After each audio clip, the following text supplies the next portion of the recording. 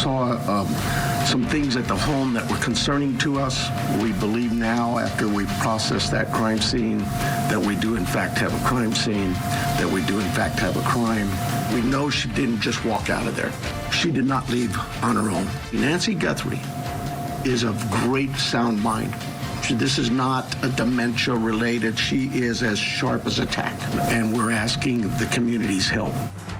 A single black glove found in the massive search for Nancy Guthrie. Could this be the clue that cracks the case? Plus, combing through thousands of tips, how do investigators handle the flood of information that's coming in? And convicted killer Alec Murdaugh back in the spotlight this morning. His fight for a new murder trial lands before South Carolina's highest court. Plus, a closer look at our newest trial. We're calling this one the fatal rejection murder trial. A man is accused of killing a young girl after she rejected him. It's all coming up next for you right here on Opening Statements.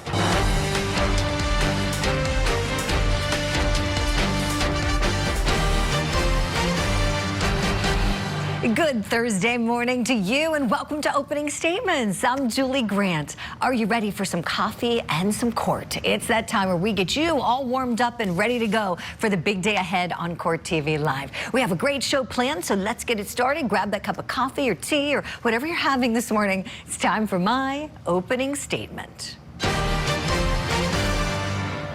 It's unprecedented. Nancy Guthrie's case is like nothing we have ever seen. As we're entering the 12th day of searching for Savannah Guthrie's mom, my friends, I'm pausing and I'm thinking about how this arguably may be the biggest kidnapping case of our lifetimes. So much is unusual about this case. The age of the victim, 84 years old. The elderly population are the least likely to be kidnapped. Most kidnappings in the United States happen to those under 21 years of age. Then there's the purported ransom notes sent 3 days after the taking and not sent directly to the family, and demanding a Bitcoin payout without any proof of life. Sure seems like that was some criminal opportunist trying to exploit the Guthrie's tragedy. And then you have this amateur hack of a criminal who clearly has no idea how to be efficient in disabling a camera. I'm thanking God he appears so clumsy and so incompetent. And I pray that that means hope for Nancy Guthrie. You know, my friends, if there is any bit of goodness in this horrific case, it's the unity among Americans who are praying for Nancy Guthrie's safe return. This case has united us in prayer, united us in hope, and united us in realizing that anyone can be the victim of a crime, even well-known celebrities. That's my opening statement. Let me know if you like it. Right now, time for your daily docket. The state has the wrong man. How clear is missing? The evidence, the facts, and the lack of information that we have in this case support that conclusion. They support a finding of not guilty in this case. In New Jersey, closing arguments are resuming in the Mansion murders trial at 8:30 a.m. Eastern Time. The state continues this morning with its close after a nearly 4-hour closing argument from Paul Canera's defense team. In Florida, we've got the fatal rejection murder trial. This is a brand new trial for Waymore Gerhardt. He's the defendant. It resumes today. This guy's accused of murdering 14-year-old Demaya Appling after she rejected him. And we're going to talk more about this case a little later coming up in the show. In Michigan today, we've got the opening statements beginning in the high-profile murder trial for defendant Dale Warner. He's accused of murdering his once missing wife, Dee Warner. Court's going to start up at 9:30 a.m. Eastern Time. Right now, let's turn to your top story. Detectives investigating the disappearance of Nancy Guthrie have uncovered a possible clue, a black glove. The New York Post was the first to report the news. Law enforcement found the clothing item about 1.5 miles away from Nancy Guthrie's home. The black glove found resembles the pair worn, look at this, by the masked intruder caught on video. There you see the gloves that criminal was wearing there. Now, we don't know if this is a match, but we know that the FBI discovered this glove as part of the searching that they're doing, a very extensive search, they called it, of the Catalina foothills, in which agents were seen combing through multiple roadways as well as very thick vegetation. And so, my friends, you can bet your bottom dollar that right now, as we're speaking, there is an analyst in one of the FBI crime labs trying to get a DNA sample from the inside of that glove. And if this hack, who tampered with Nancy Guthrie's cameras, has been in the criminal system before, then we just might have a match. Let's talk about that with our guest analysts. Let's bring in Sonny Slaughter and Mike Alcazar. Good morning to you both. Mike, I'll start with you, please. How much hope should we have with this glove? I mean, it's a potential lead, right? It's unusual that there'll be a single black surgical glove out there in the desert. Like you said, they need forensic confirmation. So absolutely, it's in the lab right now, and they're seeing if there's any trace evidence in there, any kind of hair, fiber, anything that could link the glove to the crime scene. They're going to compare what they find in that glove to the house, to the sister's house potentially, right? So it's a wealth of information, and it's a good starting point for where they should expand again to recanvass the area for any way that the perpetrator got in and got out. Mm-hmm. Yeah, definitely, Mike. Sonny, let me ask you this. Is it an accident that investigators just happen to stumble upon that black glove 1.5 miles from Nancy Guthrie's house? Good morning, Julie. Good morning, Mike. And it is not. One thing about investigations, and I think Mike will agree, is we think of investigations as a single location. And the way investigative operations work is they are constantly zooming in and zooming out. And by that, I mean, they are always going to go out in the community and look, but they are always going to go back to the closest area of where the crime scene is, because that is where they have the most information. So now they are zooming out, found the glove.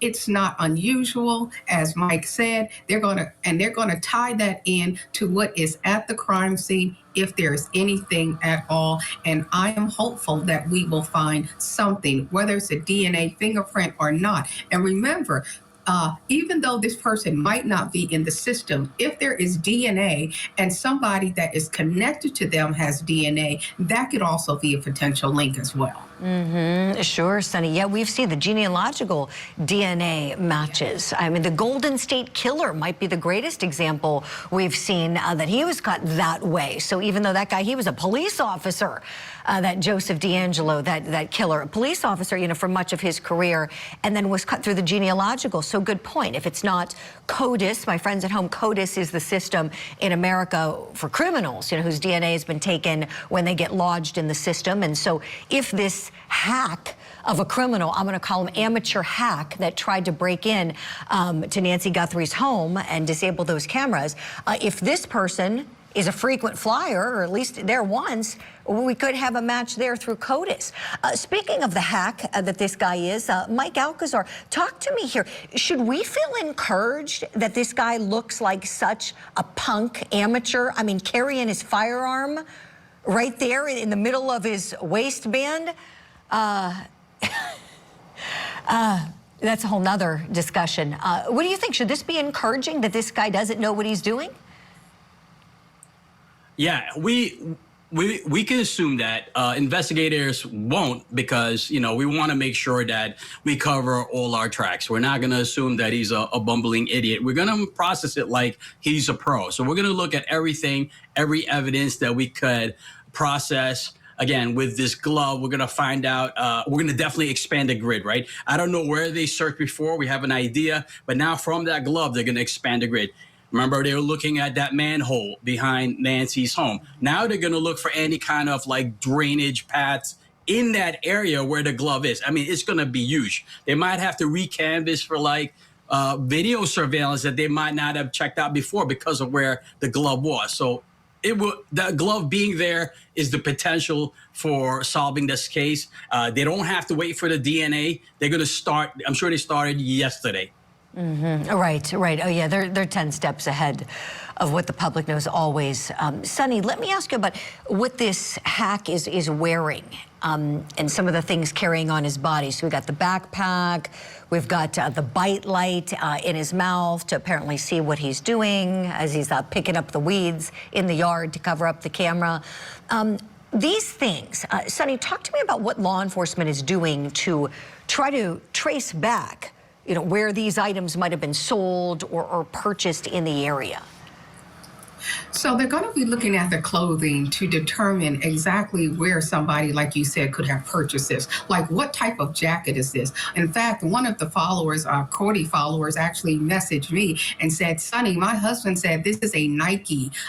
One of the things was Nike. I think it was either a jacket or, and I said, okay, that's a good clue. So those are things that people need to call in if they haven't, but that is what law enforcement is doing right now. They're looking at the type of jacket, whether it's new or looks like it's been worn before, and how they can match that up. Look in the area first of where that jacket might say jacket, pants, shoes, and a backpack are sold, and find out all of the people who may have purchased that, when they purchased that, and then go back and try to do investigation that way to determine type, make, purchases. They're doing all of that. They're looking locally. They're reaching out to the makers of items and really trying to narrow it down. When I looked at this, this video and the person walking, I said, this guy looks like he's about 5'10", 6 feet tall.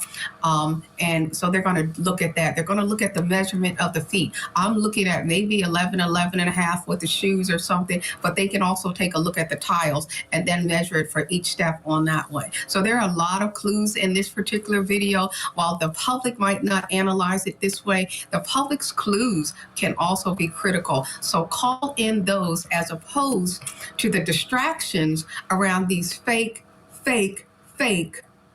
ransom notes. We don't need that kind of foolishness. You're right, we want Sonny. people to call in things that are informative, like, okay, I've seen that jacket, I have it, this is where I purchased it at, and do those things. Don't be a distraction. If you can't help, sit back and be quiet. Yes, amen. Sonny, perfect segue into our next segment. When we come back, we're going to talk about how thousands of tips are pouring in for the FBI as they continue searching for Nancy Guthrie. So how do they sort through all that information? We'll talk about that. Plus,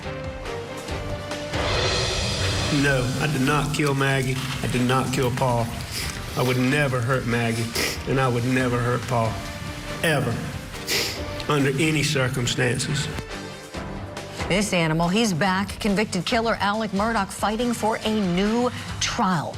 Going before the South Carolina Supreme Court, we're breaking down the arguments and the likelihood that we'll see his case go again.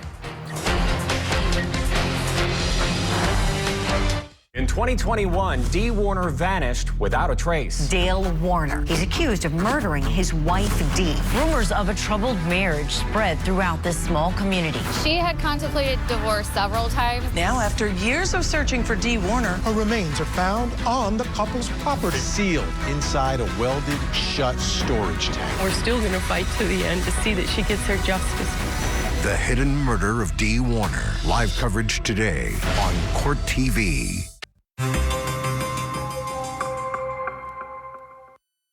Any reference Nancy, a white female, 84 years of age, 5'2" medium build, Colorado blue, fleeing after 2,200 hours as of yesterday. Nancy has high blood pressure, pacemaker, and cardiac issues. The race to find Nancy Guthrie is still trending this morning. The Pima County Sheriff's Department and the FBI continue following up on all leads. The Sheriff's Department has received nearly 18,000 calls since February 1st, with over 4,000 of those calls coming in just the last 24 hours. On Wednesday, federal agents returned to the area near Nancy Guthrie's home. They fanned out across the neighborhood looking for anything to try to help the investigation to find her and bring her home. Now, the person who was detained relating to the case first spoke to Scripps News Group's KNXV in Phoenix. This after he was released after that detention. Let's take a look. How did this all start? How did they stop you here? You were driving here? No, or my wife was driving. Your wife was driving? Because they were following me. And once I saw they were following me, I pulled over. They didn't even have to put a traffic stop or anything. I got off the car, and they arrested me as soon as I got off the car. They didn't even tell me what was going on until the detectives got here, like 2 hours before I got arrested. And then the detectives got here. It was the FBI agent in Santa Cruz County, and they told me I was being detained for kidnapping. And I asked them, like, well, kidnapping of who? And they told me this lady, I don't know her name. And Nancy Guthrie? Yeah, that's her. And I told them I work in Tucson for GLS. I might have delivered a package to your house, but I never kidnapped anybody. They hold me from like 4 to right now. So it was about 4 o'clock, and they're holding you to right now, so after midnight? Did they tell you anything? I mean, you're in the back of the truck? They didn't tell me anything until right now. Like I said, like the beginning, they answered they wanted me to answer their questions, like where I was, what hours, and all that. And I answered the questions. And right now, all they told me is that I'm free to go. Had you heard of Nancy Guthrie before tonight? Never until today. Never until today. Yeah. So I didn't. They told me I watched the news and I Googled her number or her name, and I prove it to me. And they couldn't prove it to me. Like, they didn't have no, it was insufficient evidence. Like, they only had a phone on me. That's all they had. And supposedly I was at her house. But like I said, I work delivering packages for GLS. I might have delivered a package to her house. But didn't kidnap anybody? No. So what's going through your head when they're telling you kidnapped somebody? Bro, I'm facing life. I'm gonna lose everything. And so they have all this. They detain you. You're here for hours, and what did they just tell you? That I'm free to go. Free to go. You hadn't followed this news. This is big, major news. It's Nancy Guthrie, who's her daughter is Savannah Guthrie, who hosts the Today Show on NBC. So it's been big news. She's been missing for more than a week. So they have put out, the Pima County Sheriff's Department put out that they had detained a person of interest. And I guess that's you? I guess so. I'm innocent. I'll let you know that. I'll tell you that. I didn't do anything. Like I said, I didn't even know what was going on until the FBI and the Pima County detective arrived, and they told me, well, you're being detained for kidnapping, and all of a sudden they read me my Miranda rights. Now you're being under arrest. I'm like, what the fuck is going on? And now free to go. Yeah, now I'm free to go. Now, there are no persons of interest yet. The clock is ticking. So what's the next move for investigators? Where exactly does the search go from here? Let's bring back in Sonny Slaughter and Mike Alcazar. And I want to welcome in trial attorney John Phillips. Good morning to you all. Sonny, I'll start with you. Picking up where we left off, you raised the point in our last segment about how we don't need foolish, bogus tips coming in. So backing up a bit, looking back at these ransom demands, these purported ransom letters, alleging to have Nancy Guthrie and demanding all that money in Bitcoin. Sonny, is it safe to say now that that was bogus and some kind of ruse? I do believe they all have been bogus, but unfortunately, law enforcement still has to investigate them. They still have to rule that out, which means those distractions then become something that deters from actual investigations.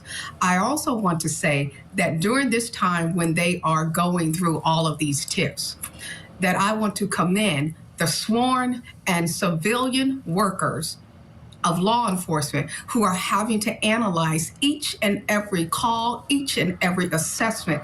They are having to go through each one. They can't just say, oh, well, this doesn't sound good. They actually have to investigate that. So we don't need people distracting law enforcement from finding Nancy Guthrie.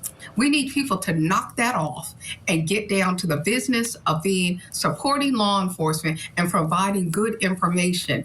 And the tips are not credible in my professional opinion. I do not believe that any of the ransom notes are valid because there's a $50,000 reward currently being provided by the FBI. And if someone was serious about this, that's an option. Right, exactly, Sonny.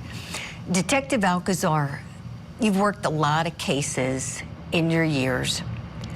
How are you feeling this morning about what we're looking at? What is it you think we're looking at here? Is this a kidnapping case? Is this a homicide case? Is this something else? What are your thoughts on that, please? Yeah, I kind of like bounced from different theories. Initially, like everybody else, I thought it was perhaps like a targeted abduction. And then I bounced the idea of like maybe it was a burglary gone bad.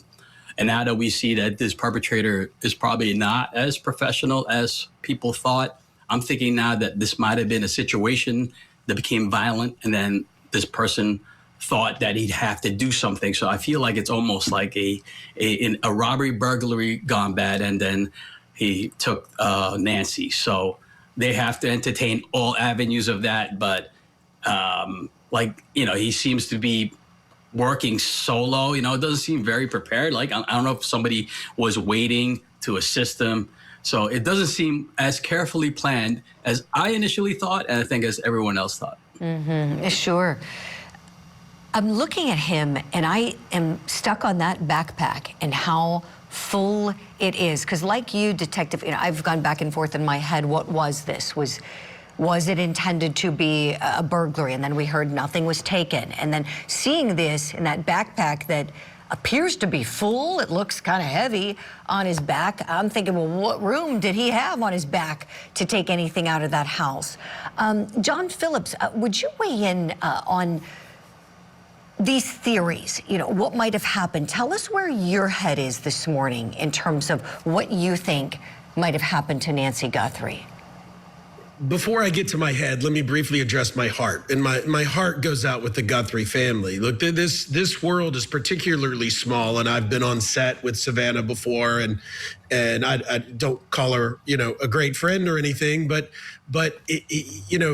just because you see somebody on TV doesn't mean they don't have real pain. Like what they're going through in the videos, and then in this world you got to say, okay, is this an AI video? Is this real? Like even processing information is difficult.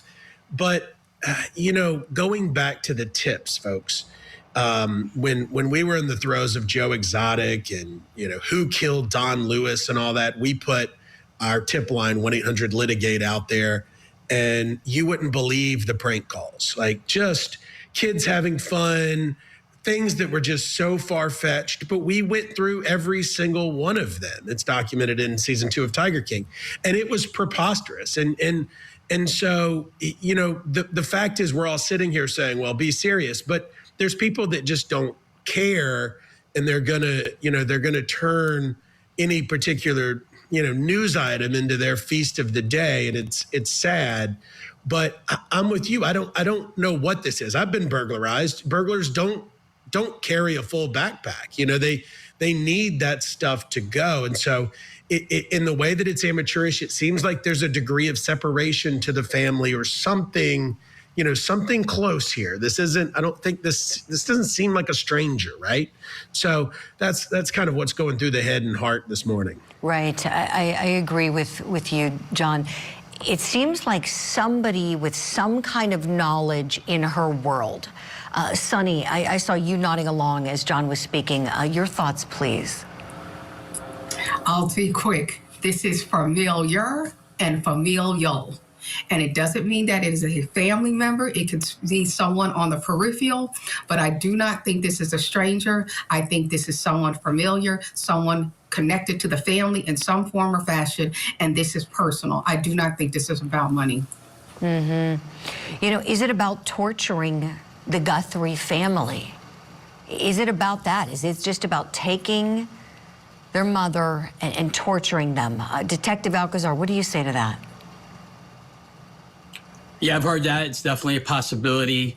I agree with Sonny that, when there's rumors spreading, there's probably a grain of truth in there. So that's why we're seeing them revisit different locations and process the crime scene again.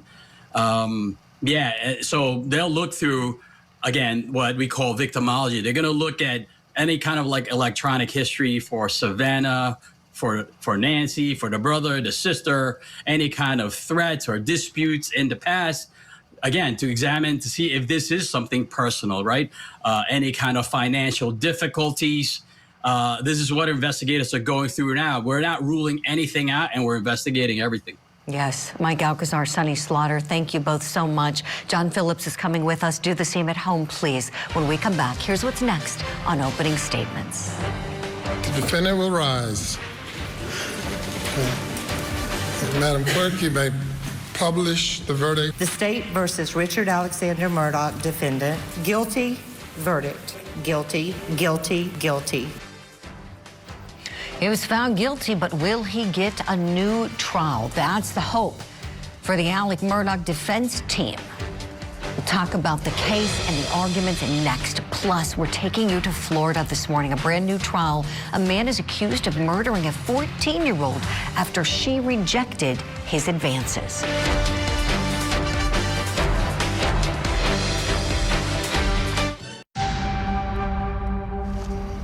Welcome back. In our spotlight this morning, Alec Murdaugh, his attorneys, all at the South Carolina Supreme Court pushing for a new trial. But even his own attorneys admit, quote, nobody wants to do this again. Much of this is centered around court clerk Becky Hill. The appeal is arguing that jurors heard improper evidence and accused the former clerk of court of improperly influencing the jury by pressuring them to reach a guilty verdict, therefore impeding the right to a fair trial.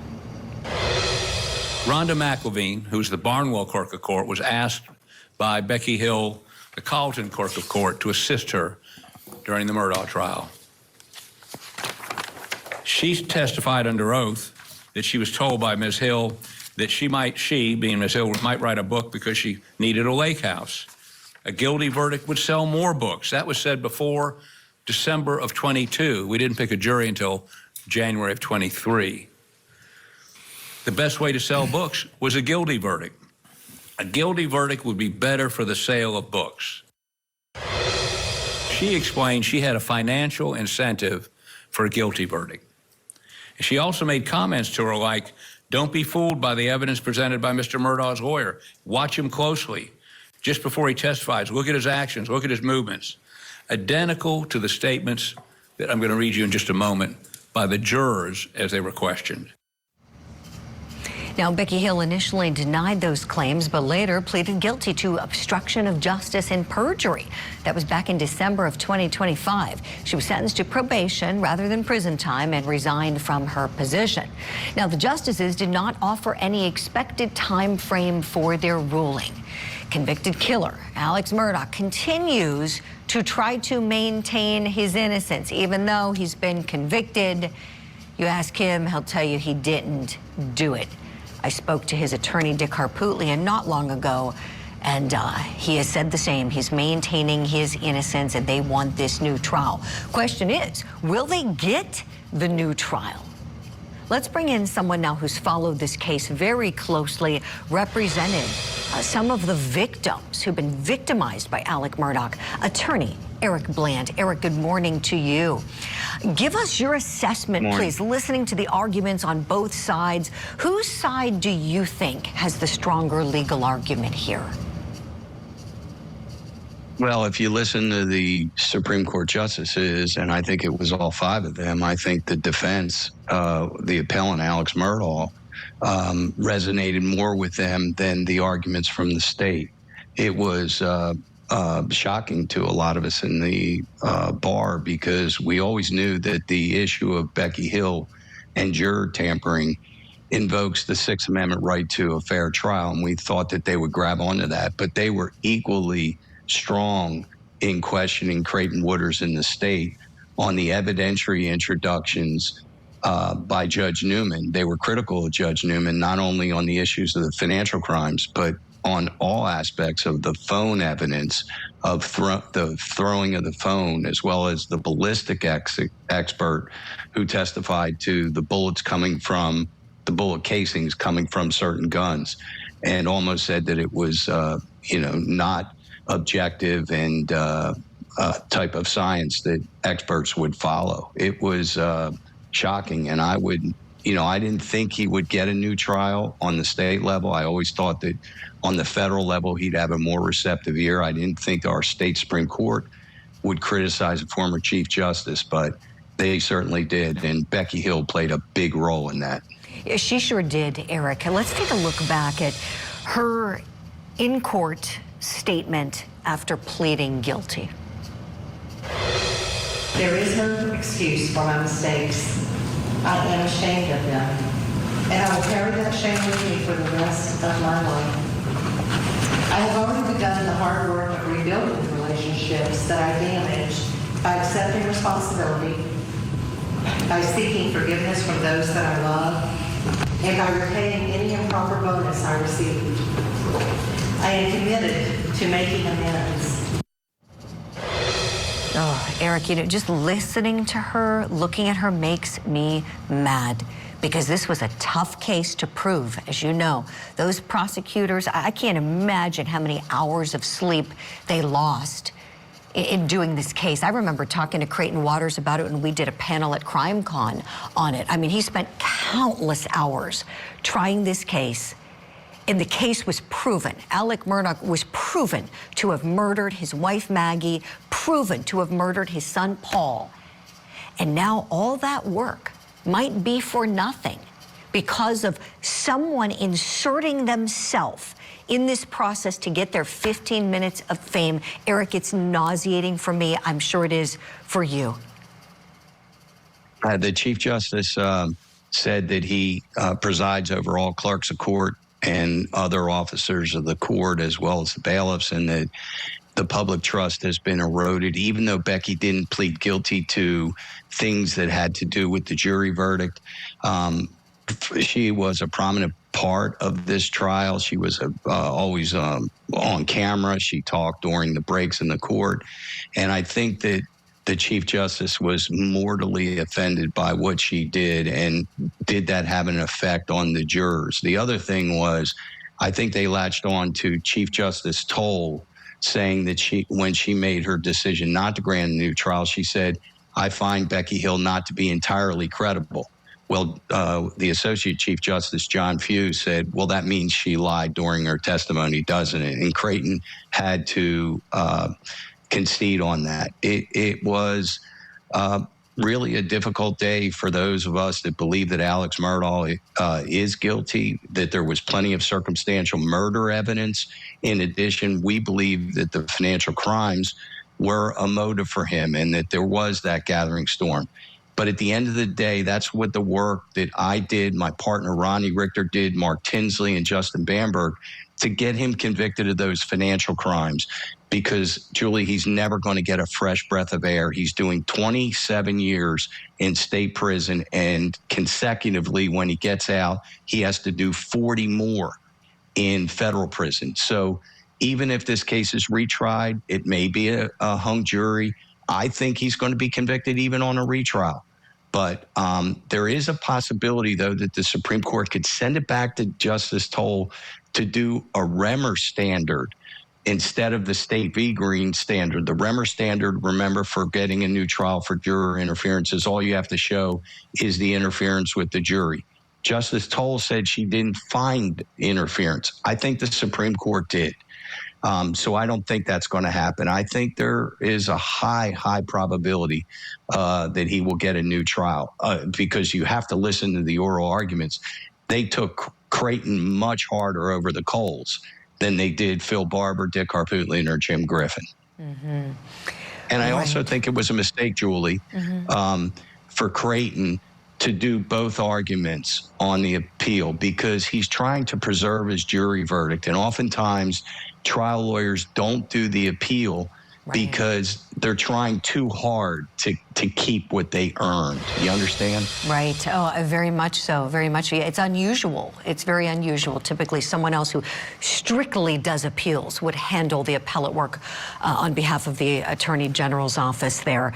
And I'm sure it does feel personal for him in the sense that there's an attachment to your cases when you're fighting for justice. When you're a prosecutor, you're fighting for victims, you're fighting the good fight, so to speak. And so I'm sure it's tough to let it go and put it in someone else's hands. Perhaps that's why we saw him, as you mentioned, Eric. It's been a remarkable case for so many reasons, and this is just one more. And really, I think at the end of the day, and you understand this, Eric, the Sixth Amendment, as you said, the right to a fair trial for a defendant is paramount over everything in a criminal case. And so even though there's a mountain of evidence substantiating that this guy did this, if he was deprived of that right that belongs to him legally as an American citizen, then it stands to reason that he should get a new trial. So we'll see if the justices find that deprivation. Yes, go ahead, Eric, quickly. Julie, the reason we have the best system in the world is because it works for the worst of us, not just the best of us. Yep. The worst have to get the same that the best of us get. And that's why we have the best judicial system in the world. Yeah, it's so true. He is owed that right. And if they find he was deprived of it, we'll be covering the trial. Eric Bland, always great to have your insights. Thank you. Still to come here on opening statements, we're taking you to Florida for the fatal rejection murder trial. Maybe because her last words that she ever spoke in her phone by text were that she was with you. And she was scared of you and didn't want to be with you. And maybe that's why you decided to do what you do, because you couldn't have her, but you wanted her. And she wouldn't give you the time of day. I don't want her at all. I have no friend. Tragic murder of Keith Canero and his entire family. This one is the most brutal case that I've seen in my experience here. The Mansion Murders Trial. Live coverage today on Court TV. She loved her kids. She loved her husband. I know her innocence. But she's also charged now with his murder. I never knew evil like this existed.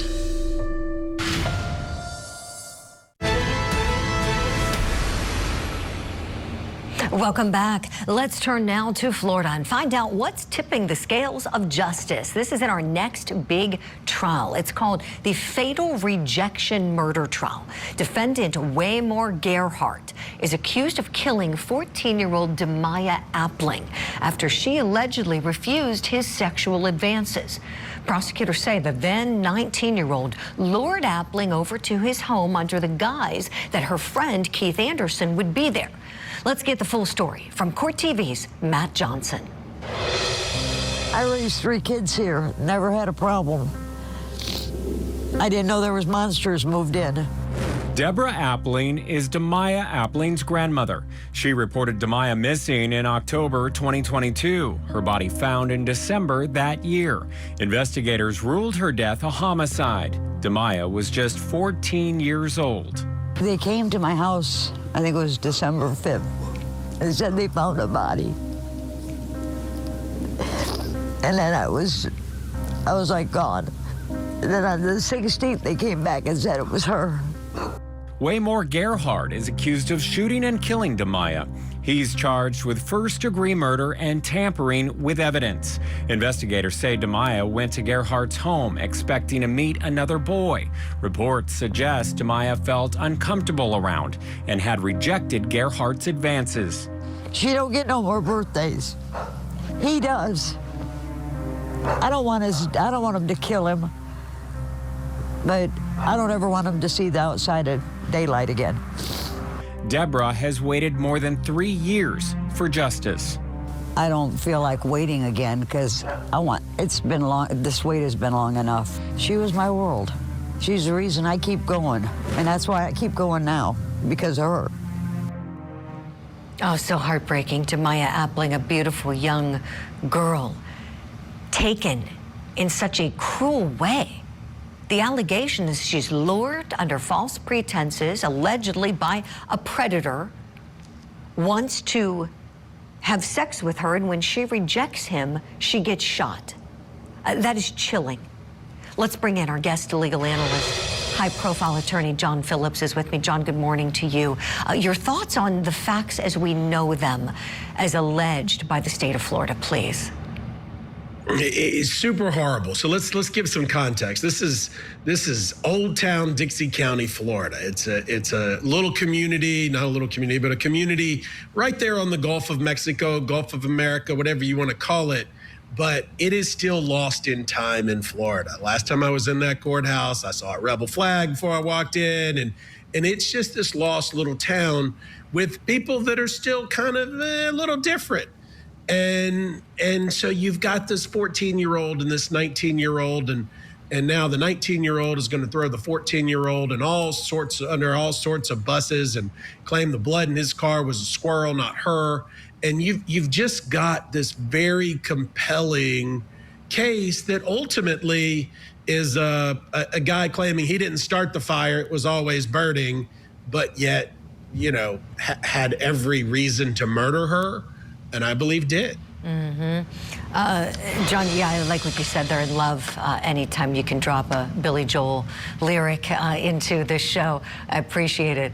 So let's take a look at the luring and how that allegedly occurred. So from what we understand, Waymore Gerhardt has a nephew who took a plea after he got leaned on to talk, and he did talk. Let's take a listen.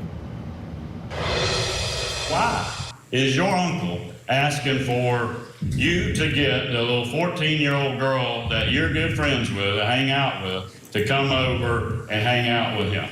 For sex. Right. Has he talked to you about her before, like finding her attractive? Yes, sir, but I never thought that he would do something like that to her. Okay, John, do you think we can trust the testimony of the nephew, or is he just saving himself here? I mean, I would take every single witness with a grain of salt here. They were all involved with kind of the recruitment of a 14-year-old girl for sex, which led to murder.